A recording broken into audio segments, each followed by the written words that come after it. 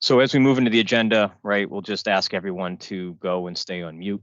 I'm going to turn my camera off here. The presenters will not have their camera. We're actually we're over 100 people on this call already. So just for bandwidth reasons, right, we're going to look for everyone to keep their cameras off here for the remainder of the meeting. I did mention that this is being recorded, and questions can be submitted through the form that was put in the chat.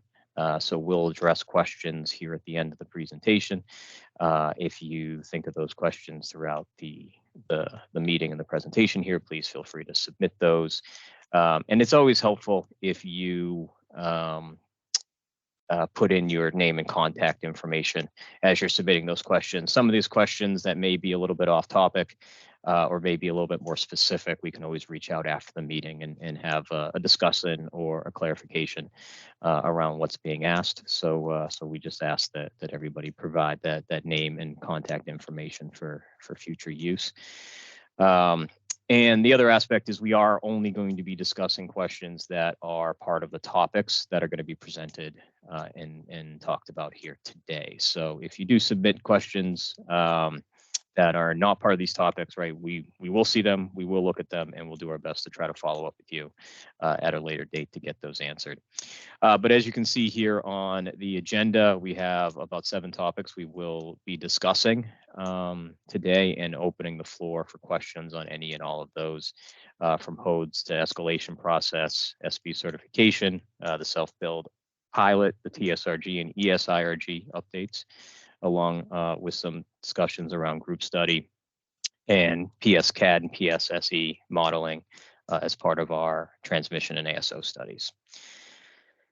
So as is customary here at National Grid, we'll dive into a really quick safety message, and you know, trying to be timely and with the season here, right, over the last week, we've gotten more snow than we did to date for the winter. So just keeping in mind winter weather driving, if you can stay home, right, make decisions to cancel activities, right, it's just not worth it, right? If you do have to go out, drive slow, accelerate and decelerate as slowly as possible, right, so that the momentum doesn't either get you stuck and spinning or doesn't allow you to stop.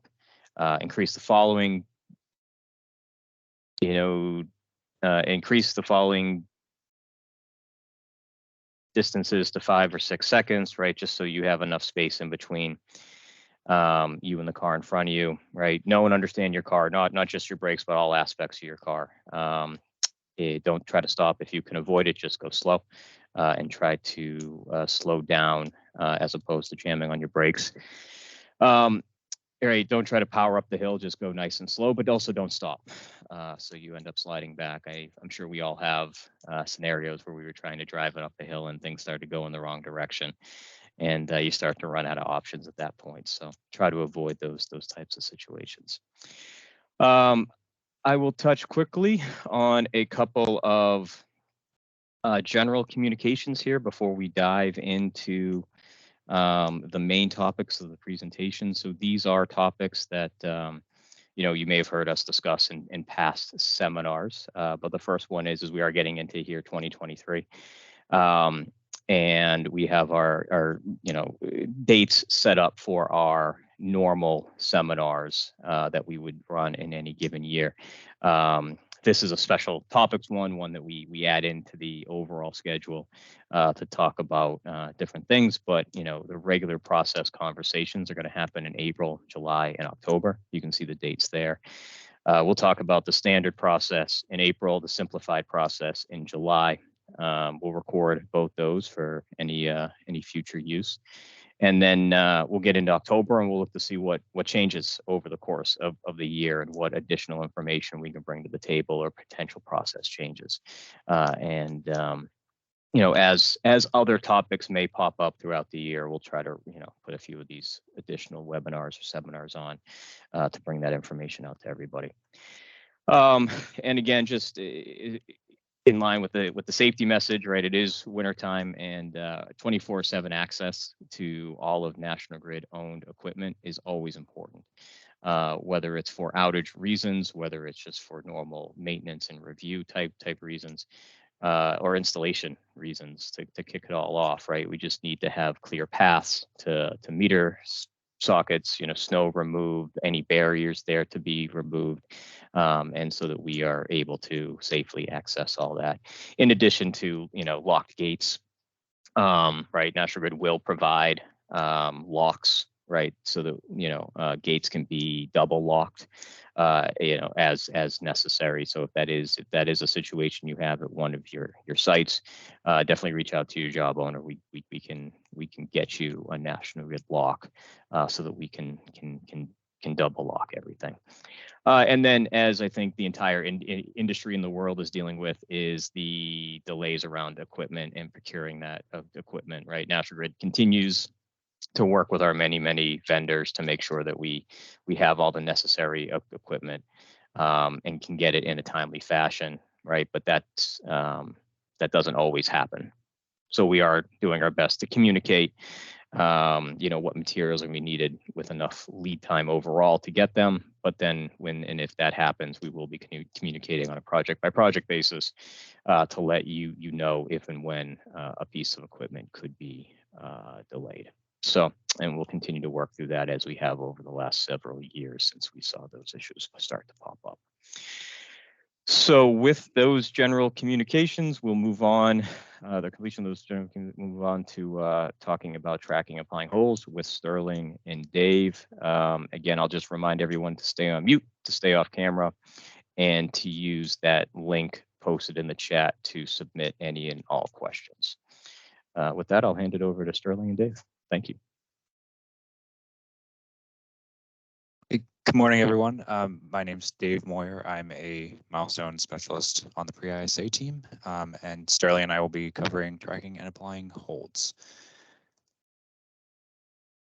So if your project is put on hold, you'll see it in the portal.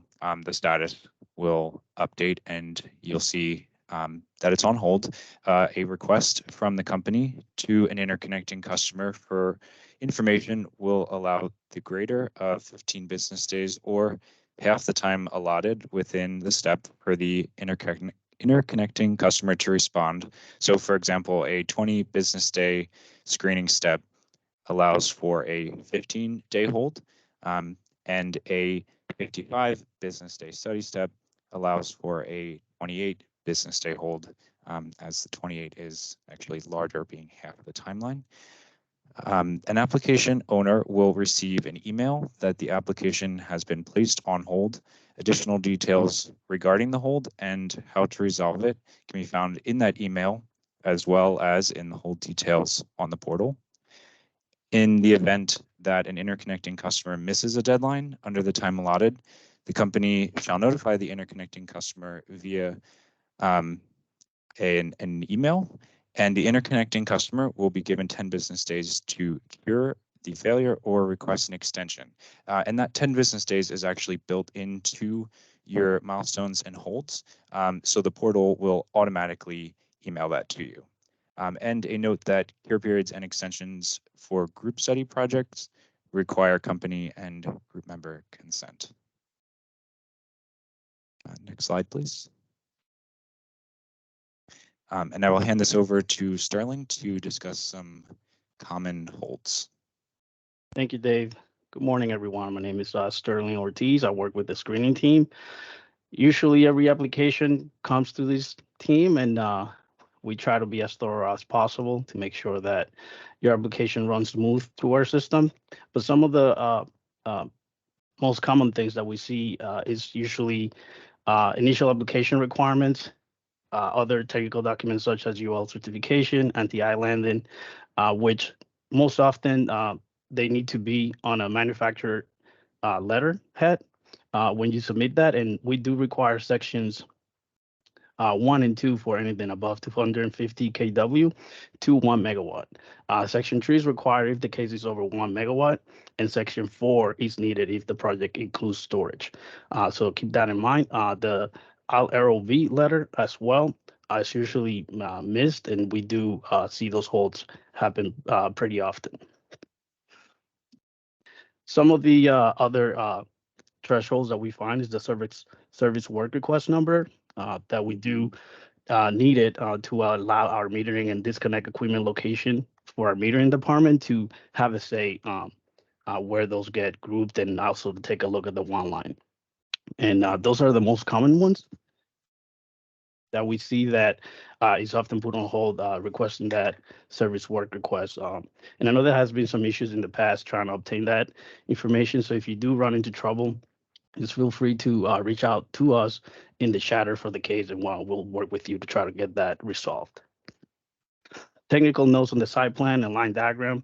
As mentioned in slide 7, we do ask for you to include standard labels, sort of that all equipment and customer disconnected means should be 24/7 utility accessible and lockable, as well as new PV meter and disconnect might be required to be grouped with any existing or proposed metering, as well as final metering location and grouping will be determined by National Grid Department. Those labels we do ask for the site plan, as well as for the one line diagram, they need to be included when you submit that. We often put that on hold because those nodes are missing. I'm not sure if that is something that is said when you are looking at the requirements as far as nodes that need to be included, but do keep that in mind. Other reasons could be document revision requests during the study, complex design issues that require customer clarification, and company review of customer proposed changes to determine how to proceed and if it would be a moderate or significant change. Next slide, please.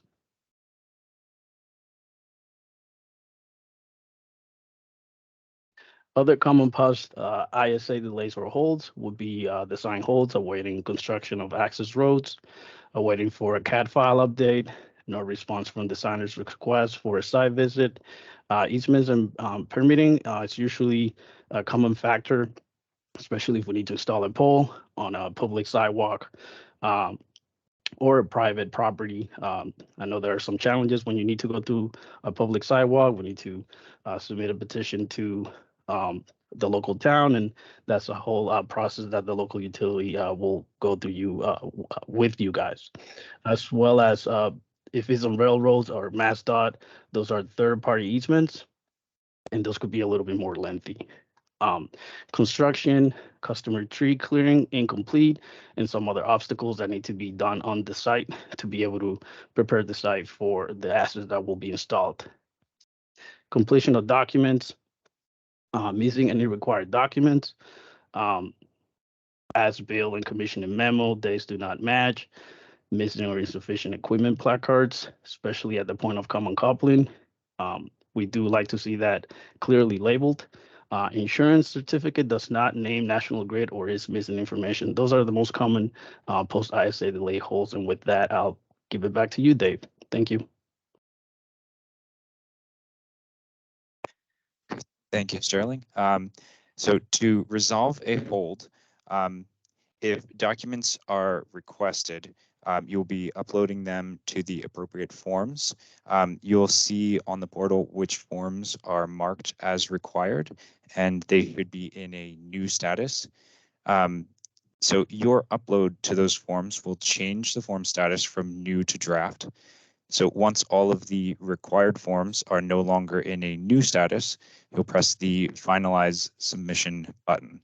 If you press it before they've gotten out of that new status, you will see an error message just reminding you that you missed an upload. We also request that you send a chatter to your case owner to notify us that you have addressed all the hold issues, and the chatter should include any requested information that was not a document request. Next slide, please. So in the event that you need to request an extension can be requested by using the request extension button in the portal. If the interconnecting customer requests an extension for an information request, he or she will be granted one extension equal to the length of the time frame for that step of the interconnection application or facility construction process. And that extension does not require any type of explanation. For solar facilities, 3 additional provisions regarding timeframe extensions may be applicable. These provisions include delays due to a third party holding the requested information, legal challenges, and public facilities. Additional information about those 3 provisions can be found in section 3.6.2 of the tariff. Extensions are not applicable to ASO schedules or modifications, and extensions for projects in group study do require both the company and group member consent. And then I will hand that over to Mike. All right, thank you, Dave. So hello, everybody. Good morning, rather. My name is Mike Picaro. I'm the DG ombudsperson for National Grid, and I'm going to talk through a couple topics here. The first one I'll touch on is the escalation process that we have. If we go to the next slide, please. So we have a process here at National Grid. If there is an issue on your particular interconnection case and your project that needs some extra visibility, some extra attention, there is the process that we have here to try to escalate that so that it gets into the hands of the right people that can help make that decision, help drive it forward, and find a solution to move your project forward in the best way that we can and in a timely manner. So what we got here is a process that we try to look at the unique circumstances of whatever your particular issue or project might be in.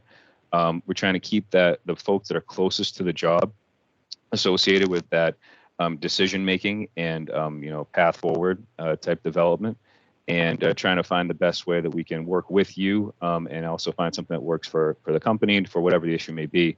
Try to find that best way forward. So in general, what we got outlined here for the couple numbered bullet points here, we first always want you to raise any issue that you have with your CEI job owner. So there are people assigned to each of the cases in the complex world, and in most cases, that job owner will be able to find you the answer that you need. This process is really meant to go and address those areas where it might be, beyond the capabilities or control of what that job owner can make happen or can find answers to. So in those situations, the job owner would escalate the issue up to myself, to the ombudsperson for National Grid. Now that ombudsperson title, that name, I just want to be clear, there is a DPU ombudsperson, which is separate from what we're talking about here. This is the National Grid process. I'm a National Grid employee, but it's a role that was put in place to try to help, foster that, solution creation type process. So the job owner would raise that issue up to myself and make their manager aware as well. And we would, investigate it here, work with you as the customer, work through whatever the solution may be, talk through some different options, and try to find a path forward. In those cases where it may be an even larger issue, we will escalate it up the chain to the senior levels of the organization. But those, since the ombudsperson role got created and this escalation type protocol has been in place, those situations honestly have been somewhat rare. And in most cases, between the ombudsperson, the CEI job owner, and the customer, we're able to come to some agreement and be able to make decisions on how we can move things forward and find a path that works for everybody. So if there are any of those issues, again, please make sure to talk them through with your job owner first. If we're not finding a solution there, it can be escalated through this process rather. And in addition to that, any other engineering folks or other folks from the organization that we might need to bring into the conversation, we can do that as well. So this is really your avenue as well. If you want to get a technical explanation on anything with your project, things of that nature, something that seems to need some more explanation, this is the process you would go through to do that, but always starts with a job owner. If we can go to the next topic, please. All right, and we can go on to the next slide here. Perfect. So the next thing I wanted to touch on is the UL 1741 SB certification for inverters. So we got a lot of red strikeout text here. What we have up on the slide, and I won't read through every word, is a copy of what we had communicated previously on this issue. But there have been some updates since we last spoke, so I wanted to give you the latest update and new timing expectations on when the SB is going to be required. So to back up a bit, for those that aren't aware, UL 1741 is the testing protocol for the inverters, and it is something we look for in all the inverter-based projects that come in. The last two letters there are very important, though. So UL 1741 has evolved over the years, and it's based off of IEEE 1547. If you want to look closer at that standard as well, see where it comes from. But the SB, there's an SA iteration, there's an SB iteration. So right now, what we are looking for and requiring is SA, but we are looking to require SB in the coming months. So this was something that was discussed at the Technical Standards Review Group, the TSRG, which is a group that I'll talk about in a slide a couple minutes from now. But that's a group of industry representatives, utility company representatives, regulators, and so it's all interested parties in the DG community. We're talking about implementation of SB requirements, and there was originally an agreement the last time we presented this that the requirement for the SB listing would be imposed on January 1st of this year. Since then, in the late November, early December timeframe of 2022, we were made aware that the commercial availability of those types of inverters was not as high as it had been anticipated to be. They do exist. It is something that is able to go to market, but not as many manufacturers have them available as was anticipated when the January 1st date was agreed upon. So after some review and coordination, the date for having the SB has been pushed out to October 1st of this year. So without reading every word on the slide here, what it's essentially saying is that if you are greater than 500 kW, your project will be told if it does have to have an SB inverter through the impact study, through the results of the impact study. We don't anticipate them to be required in all cases, but in particular, those that have transmission level reviews and ASO type studies, that's where the SB inverters are likely going to be required. For other projects that don't have transmission impacts or review, likely they won't be required. But again, that will all be confirmed through the course of your impact study if you are greater than or equal to 500 kW. If you are less than 500 kW, as it is right now, less than 500 kW projects do not require the SB certification. They can submit the SA. But the big date to be aware of is October 1st. After October 1st of this year, every single project, regardless of size, if it's inverter based, has to be submitted with the UL 1741 SB certification. So that is a date that has been firmed up, and you can see some of the details and background on it in the links that we have there below that bring you to the inverter source requirements document. And we also have this written up in our electric service bulletin 756. So you can feel free to read through those for a little bit more detail on this, but that October 1st date is not expected to shift. That is something that we understand that the commercial availability of these products will be available by then, and something that developers should plan for. So please be aware of those as you're looking for future projects, and work with your manufacturers, work with your equipment providers, and make sure that October 1st date is known to all. And just like in this forum here, we're trying to make it known as well, so that there are no surprises and we can move forward. This is extremely important because the SB certification, it means that the inverters have been tested to include certain safety and other inverter functionalities that are really critical to keeping the grid up and running. And particularly with the saturation we have here, having these types of protections is very important. So keep those dates in mind, please. All right, so we can go to the next topic, please. Perfect. All right, so this one wanted to touch on a pilot that the company has going on right now. So is a self-performance pilot where for a select number of projects, it would be allowed that the customer designs and builds some of the system modifications that are required coming out of their system impact study to enable their project. So in general, this the type of work that's included in this that could be eligible is anything on the 15 kV class line, looking at mainline work that would be normally ends up being National Grid owned and would be constructed by National Grid, but would be something we would allow the customers to be able to build out. It would apply to overhead or underground work, but we are specifically limiting it to the distribution system only. We're excluding anything at the transmission level or at the substation level due to complexity. And we're also not allowing a group study scope to be put into this pilot, again, due to the complexities of the group study dynamic itself. And we would be cutting out any live line work just to make sure we have minimal impact on any reliability issues on the grid. So what happens through the pilot is that National Grid and the customer would work together to define what that scope would be, and there would be constant coordination between the two sides during the whole process. So National Grid would be reviewing and working with the customer on the design that comes forward, making sure that it adheres to all the National Grid standards, and it's at that level of quality that we would build our own equipment to, because in the end, these will end up being National Grid owned assets. So they're going to be turned over to National Grid before the site gets energized, but they're just allowed to be constructed and designed by the customer.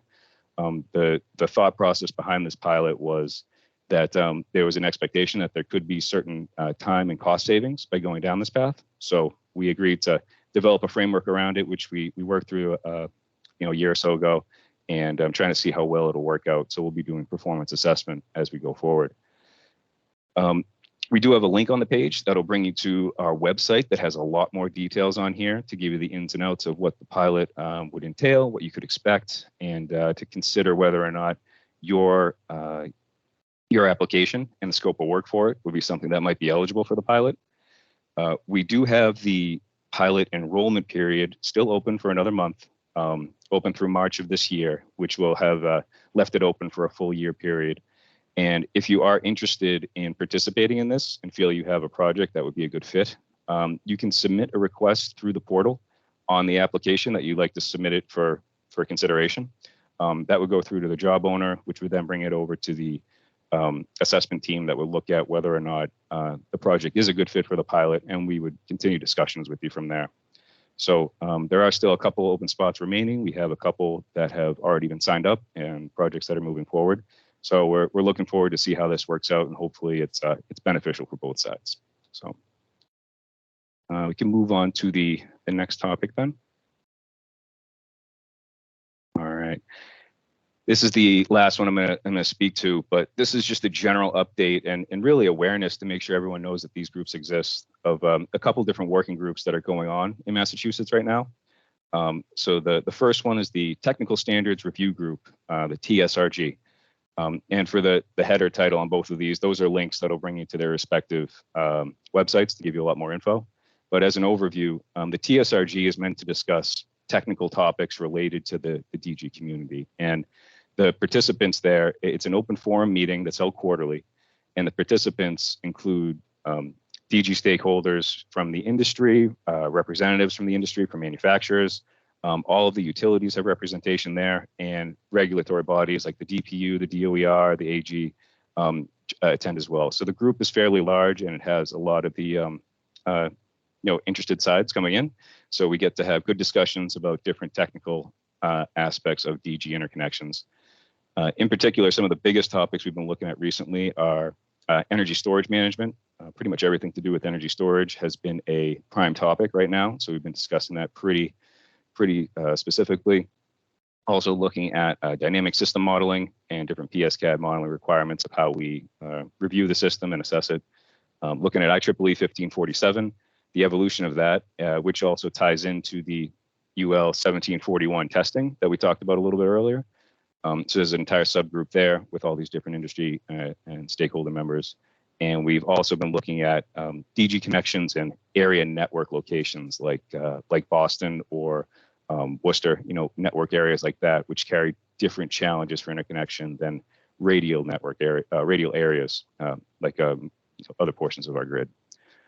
So those meetings that we have, the quarterly meetings, are open to all. And the next one is going to be on March 15th. And if you go to the link on the website, there is another link that'll bring you to registration for that meeting itself if you're interested in attending. All are welcome to attend and participate and provide their input. The sub bullets we have there, those topics in particular have their own subgroup, which ends up meeting monthly, and we talk through these topics in a lot more detail with subject matter experts in a smaller group. So if you are interested in that, I would suggest taking a look at the TSRG webpage. There's contact info there for the chairs and the co-chair, and you can reach out to any of the TSRG members to see about getting more involved if you would like to participate in any of the subgroups or more actively in the the core membership of the TSRG. The second group that we have is the Energy Storage Interconnection Review Group, the ESIRG. So this is a relatively new group that got established by a DPU order last February in 2022. It has similar groups of stakeholders to the TSRG, but in this forum, we're looking to discuss non-technical aspects related to interconnection of energy storage. So this is not getting into the weeds of how things are designed and the technicalities of how the electric system will work. It's more so looking at the process related issues, billing impacts, tariff applicability, things of that nature that aren't as engineering focused. It's more, it's everything else other than engineering focused for energy storage interconnections. Due to the fact that they can act as a load and a generator and the way that they're being used and leveraged at different sites, they do bring up some issues that are worth talking about, which is why this group got created. Those meetings are held monthly. And if you go to the website there, there is a link that you can use to get those meetings on your calendar as well. If you are not one of the core member participants, it does enter you in as a listen only mode, but that's just to try to keep the group focused and keep the core membership talking. But the all input is welcome, and there's a process on there to, there's the email info to be able to reach out to any of the representative members on that panel. If you're interested in who's representing solar or representing the utilities, you can reach out to that person. And there's another mechanism through the Mass CEC where you can submit questions or comments as well, because they're part of the group here too, and be able to make sure we have all the voices heard. So just trying to keep it as focused as we can and align with the DPU order that came out in February. Just a flavor of some of the topics we've been looking at. First topic was the documentation of all the energy storage operating requirements, how the utilities manage those, and where folks could be pointed to a little more clearly what their requirements would be. Also looked at the rate and tariff applicability when you have a energy storage site that's participating in ISO wholesale markets, as well as potentially some of the state-run programs. There's certain complications there that we've talked through, and that one kind of ties into meter arrangements and billing and how everything gets accurately billed at these sites to make sure that all the different the different avenues of participation in the markets is being captured correctly. So again, last point on this, just visit these websites and see more information about the groups. We do encourage everybody to attend. These are the forums where we can hear from everybody more pointedly and kind of get some great progress on trying to figure out the best way to move forward for a lot of DG interconnections and energy storage. So that was all I had here right now, and I think I'm going to pass it off to Taylor for a group study. Awesome, thanks, Mike. Alrighty, so now I will run through some of the group study communications that we have here. There's just a couple. So recently we published a new group study website. This website you can access by clicking on the link here provided on the slide. It's also linked on the Interconnection Documents webpage where the group study information used to be held. And then on this website, you can find high-level information that's relative to group study, including SIP schedules and general information throughout the group study process. Also, just want to point out that all of the stakeholder outreach meetings related to group study, such as like the scoping meetings that are held and have been moved from the stakeholder meetings updates page over to this website and will now live here. So you can also access the group study map through this website, as well as any mass ASO updates and the DPU group studies docket you can find here as well. There are also useful forms and resources that we provide pertaining to group study. Some of those include how-to documents and request forms such as the extension request forms, as well as an updated change request form, which I will briefly show on the next page for visibility. But lastly, I just wanted to mention the latest how-to document that was uploaded to this website, which is a how to e-sign the group study agreement. That you can also access on the website as well as by clicking on this link here on the slide.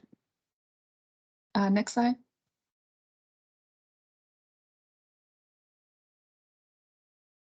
Alrighty, so this is a little bit hard to see on the screen here, but this is just a quick look at the updated change request form. So we do ask now that you add in information to the red text boxes. So up here at the top would be information like the interconnecting customer name, the case number, and location of the facility. And then you would just click over the red text boxes and begin typing the information. There are also text boxes that include drop-down lists, and in those ones you would choose which item relates to the request that you're requesting as a change. And then lastly, in order for the change request to be complete and acceptable, you would need to submit the form with all information and documentation that is related to this change, as well as the group consent and their signatures. So if anyone has any questions or concerns, just feel free to reach out and I'm happy to help. Those are the group study updates that we have. Thank you. Now I'll hand off to Jamie. Thank you, Taylor. Good morning, everyone. This is Jamie Topin. I help manage the administrative aspects of all things ASO, where PSCAD and PSSE model requirements fall. Back in September, we held a webinar where we communicated the updated model requirements. And as this is still a new process, we're all working through, I just want to go over a few reminders and communications pertaining to those requirements. So model submissions and approval, as well as model review payment, are required for every single project that is greater than a megawatt, regardless if an ASO study is required. A PSCAD model and payment for that would be required for projects greater than a megawatt, but less than 5. And then a PSCAD and PSSE model and payment for both would be required for projects that are greater than 5 megawatts. And then payment for the model requirements depend on the size of the project, the generation type of the project, whether it's PV and battery, or standalone battery. And then if you require both models. So the pricing is not one standard uniform price. It does depend on your system, and those prices are uploaded to our interconnection documents page under the ASO technical requirements section. Individual projects that are not participating in a group study that are greater than a megawatt require ISO New England approval, but we will not be able to submit those projects for screening or review until we have a working model and the model has been approved, and we've also received payment for those models. And then if ASO study activity is initiated for a group study and your project doesn't have an approved model, your project will not be able to be included in the ASO study and will be subject to withdrawal. But deadlines for submissions will be communicated via chatter, so you are aware of when you will need to have those models approved by. And the guidelines for those submissions for individual study would be by the 20 business day or the 35 business day mark.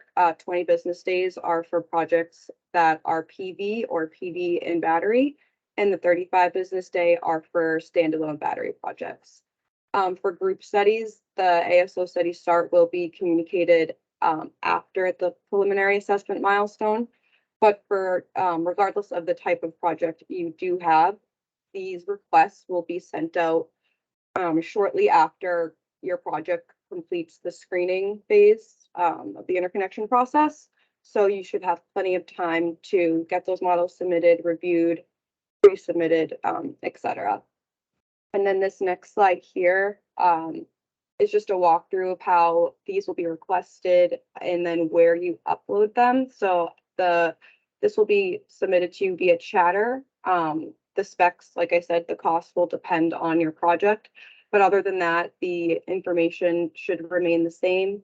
And when this is chattered to you, you will have 2 new forms on your case. One is called the data requirements for ASO purposes.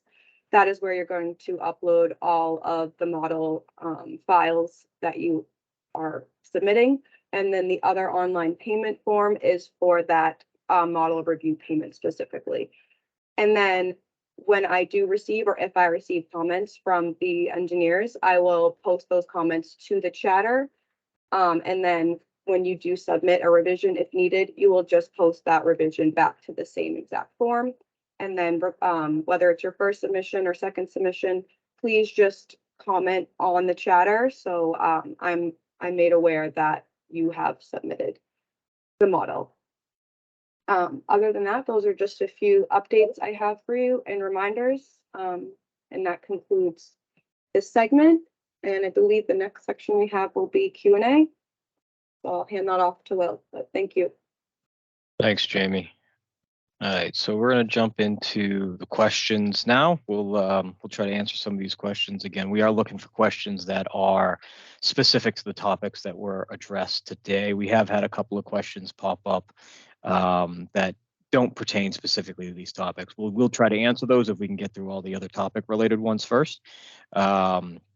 But just wanted to remind everybody to submit those questions if you have them, submit them now and get them in the queue.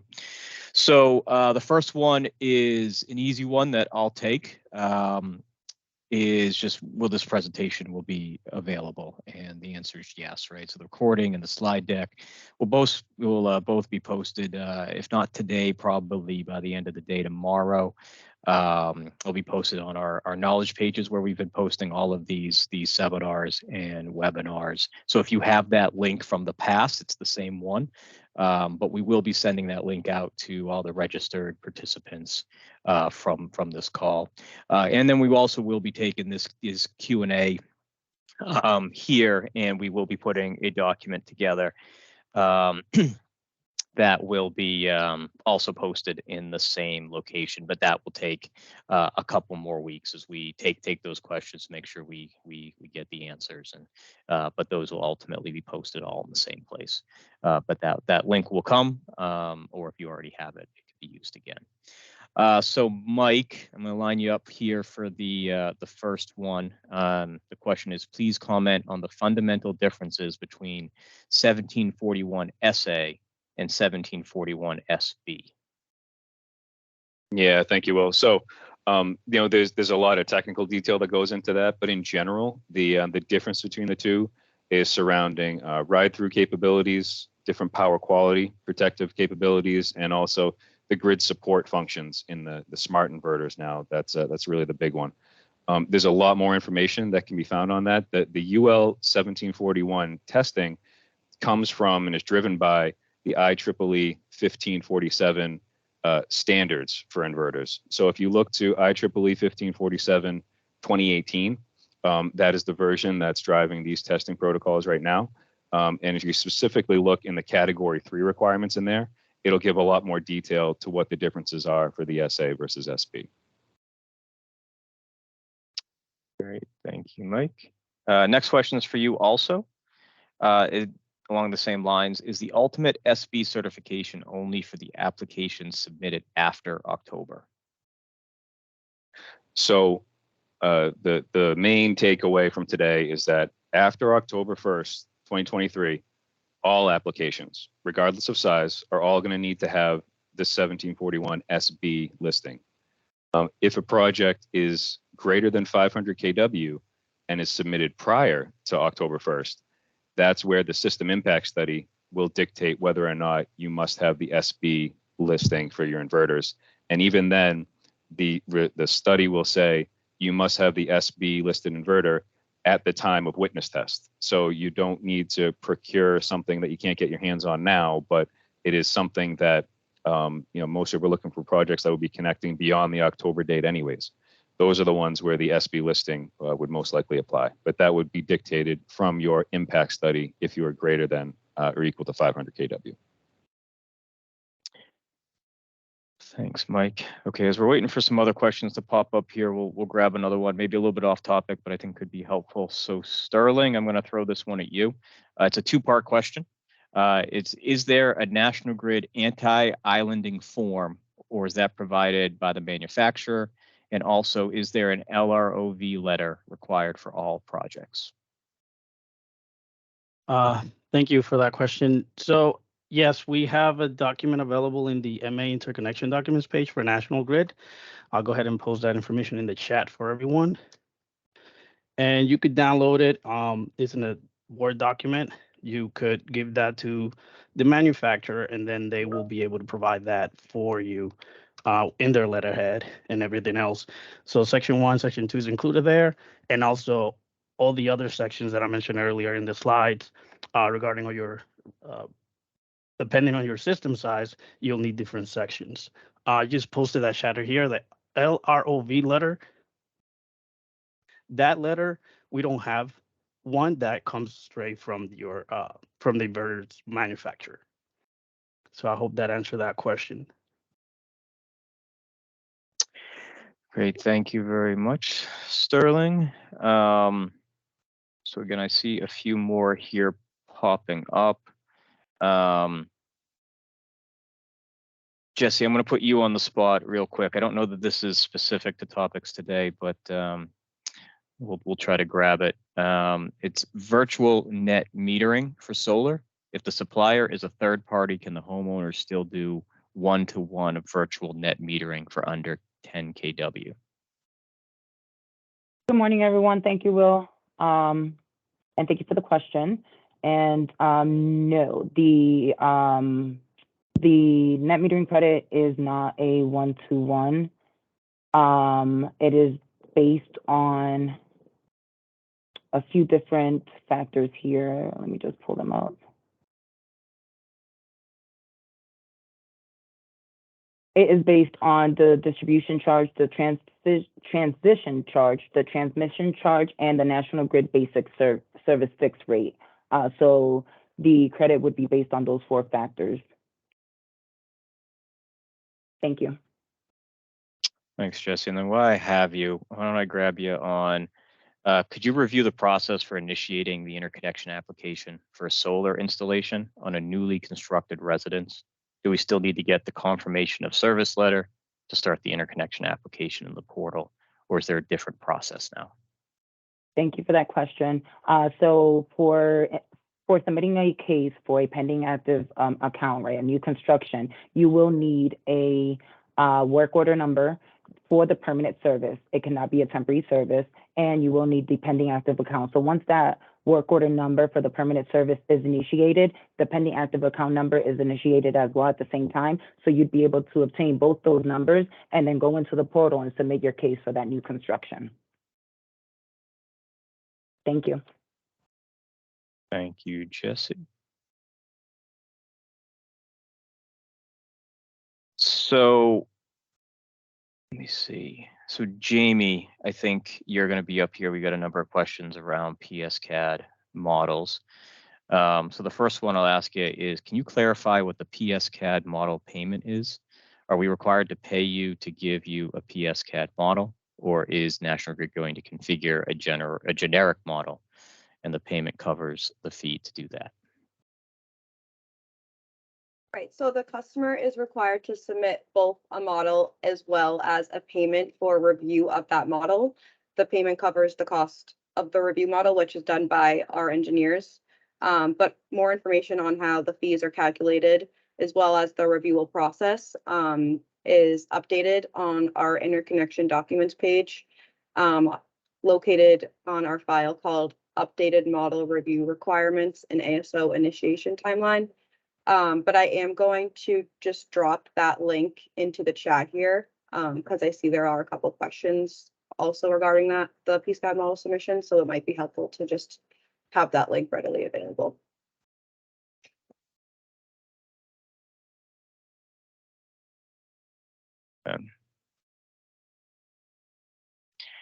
So, Mike, I'm going to put you back on the spot here real quick, more about the inverters. There are still a lot of inverters that have not received their SB certification. Are you going to put the project on hold, even if we expect to receive the certification within a month or two, when we are placed on a group study or ASO hold? So for any projects that are equal to or greater than 500 kW that are submitted prior to October 1st of this year, it's acceptable to show the SA inverter in there. If the impact study comes out and says that SB is required, then it's acceptable to note that you will have the SB certification by the time of witness test. So a caveat there, though, is that if you are going through any PSCAD modeling or other such analyses that require you to submit inverter models for the purpose of the study, it may be required there that the SB functionality is shown within the model so that we can have an accurate system assessment. So the modeling may need to reflect it, but in terms of actual procurement of the equipment, that'll be defined by the study itself, and you would not be put on hold or kicked out for showing SA where we're requiring SB.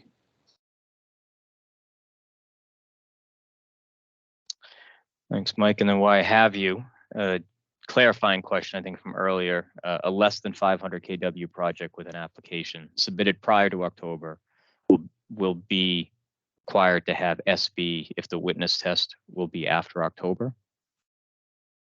So the short answer is no. If you're less than 500 kW and you submit your application prior to October 1st of this year, there will not be SB obligations put on that project.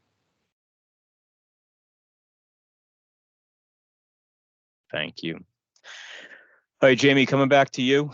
Another ASO type question here. It says, looking at locations in Westminster, hosting capacity map indicates full capacity, but no ASO group studies are anticipated.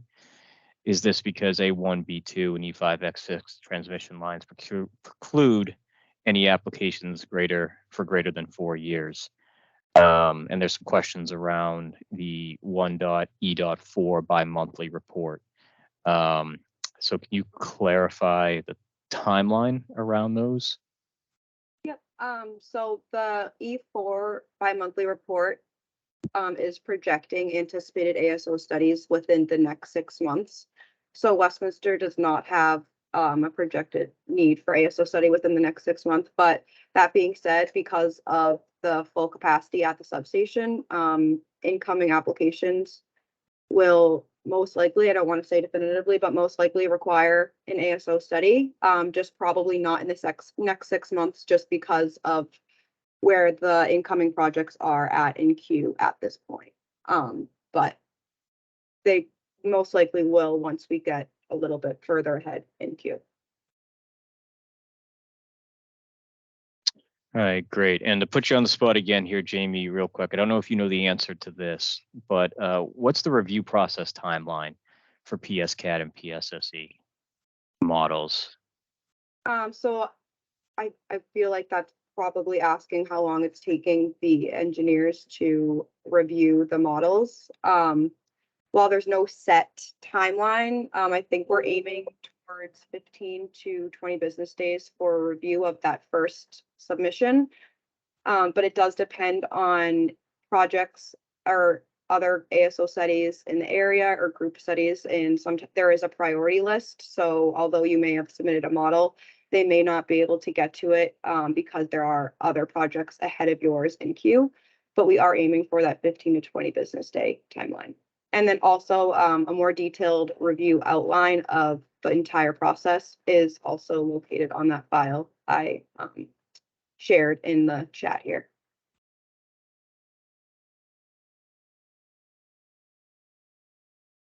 Okay. So I see one more PSCAD modeling question that just popped up, so I'll ask you that one while I have you. Do you have definite and defined parameters for PSCAD and PSSE models? We're seeing quite a variety of flavors and versions. that are settings and software year dependent. Generally, our inverter OEM engineers seem to use a more current version of the software than is used by the utility, and that has caused delays. So that again may be a question that we'll follow up with the TPAM or our transmission planning engineers. But do you have Yep, so there are Thoughts? requirements listed in a separate file on the interconnection documents page for the specifics of or parameters for PSCAD and PSSE. But anything else that falls outside of that criteria can be, I guess, relayed to our transmission engineers for clarification.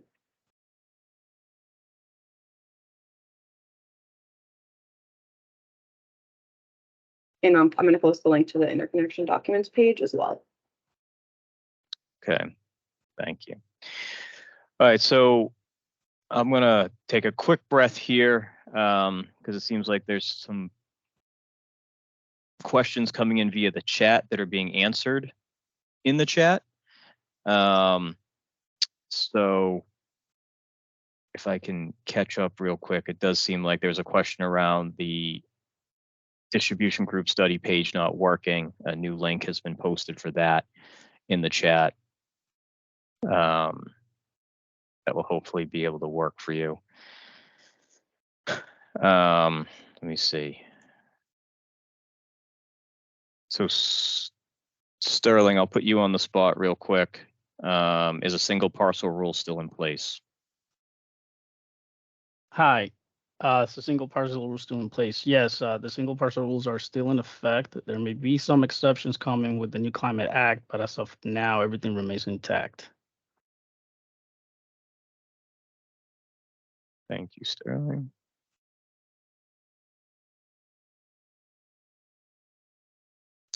So I'll take a quick one. It says, what is the current expected completion date for the A1, B2 transmission line upgrade? So that's still in, I think we originally said it was going to be 7 years. So we're still looking at somewhere in the 5 to 6 year time frame for A1, B2 transmission work to take place.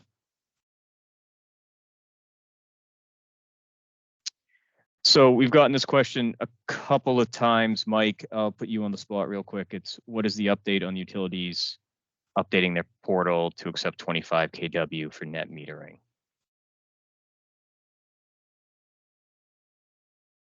Yeah, thank you. Well, so I don't have a definitive timeline for that right now. It's something that I think we would have to take back and discuss a bit more internally. I don't really have the details for that today.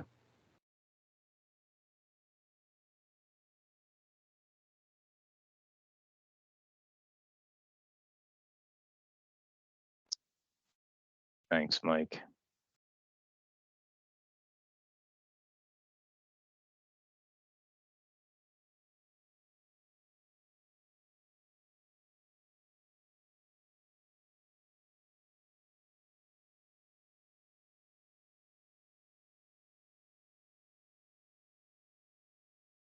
So there is a, Sterling, there is a question, a clarifying question here on the LROV. It says SNs and firmware versions aren't available until completion of project. How are we supposed to submit LROV for requests to install? If you reach out to the manufacturer of the inverters, we haven't had any trouble having the customer get that from them. They typically have those available, but I could circle back with a more definitive answer as I'm trying to get more clarification on that as well. So I'll speak again and post something in the chat as soon as I have a concise answer.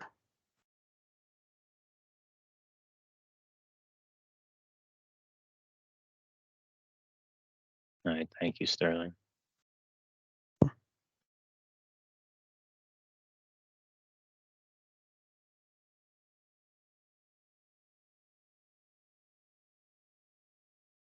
I'm just making sure. So there are a number of questions in here that aren't pertaining specifically to the topics discussed today. So I'm just trying to see if we can grab the ones that were topic specific.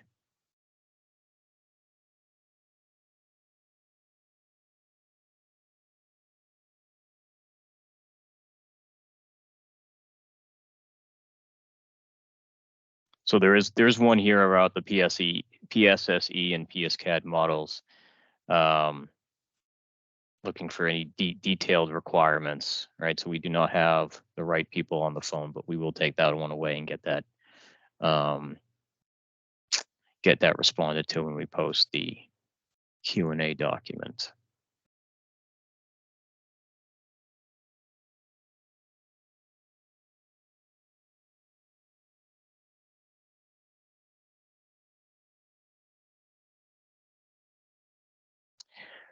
So, Well, if I can, looking Yeah, back at it a bit more, I might be able to give some more clarity to that 25 kW for net metering. So yeah, well, like I said, we don't have a timeline for that that's been established, but National Grid is working with the DPU to establish this and other aspects of the climate bill that came out recently that must be incorporated into the net metering tariff. So until that tariff has changes, we will not be taking any other action to make changes.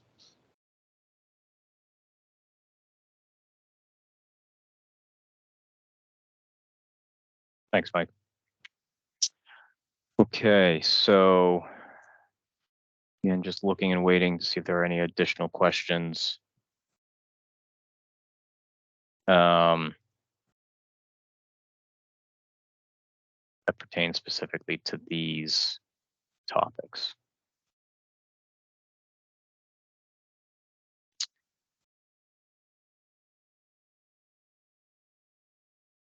So Mike, I'll give you one more here.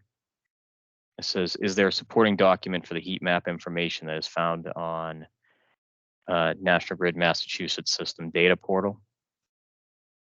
And then if there's a link, if we could provide that. Yeah, so we have a link to the site where we host a number of different maps. It's a single site that has multiple tabs, so that it includes hosting capacity maps, heat maps, group study maps, and a few others that give some insight into our assets in the system. Each of those maps, as you open them up, they do come up with a qualifier. It's not just a legal disclaimer, but it kind of explains what the level of information is that you're looking at, and you know, this fact that it's a snapshot in time and it's meant to be used for planning in general. But that there's that level of info when you first hop on, and then when you're within the page, there's the information that you can get from clicking on each individual asset or feeder, and that information can be exported to a CSV file, an Excel type file, if you wanted to take, look through the data in a little more detail in a different format.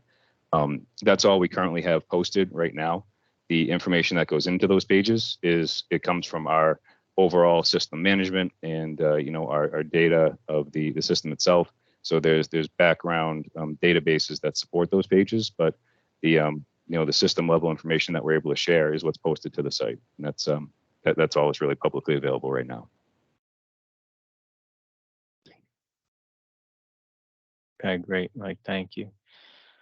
All right, so we are getting a few other questions, I think, that we'll end up taking offline. So again, I'll encourage everybody that when you submit your questions through that form, that you do put your name and contact information there so we can follow up with you specifically around your question.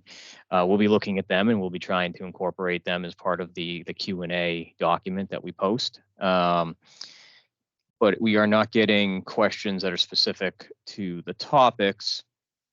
So I think we will end up stopping the Q&A here, and the form will stay open for the rest of the day here. So if you do want to submit additional questions, please do. We'll follow up on that. And like I said before, we'll try our best to incorporate that into the Q&A document and repost it.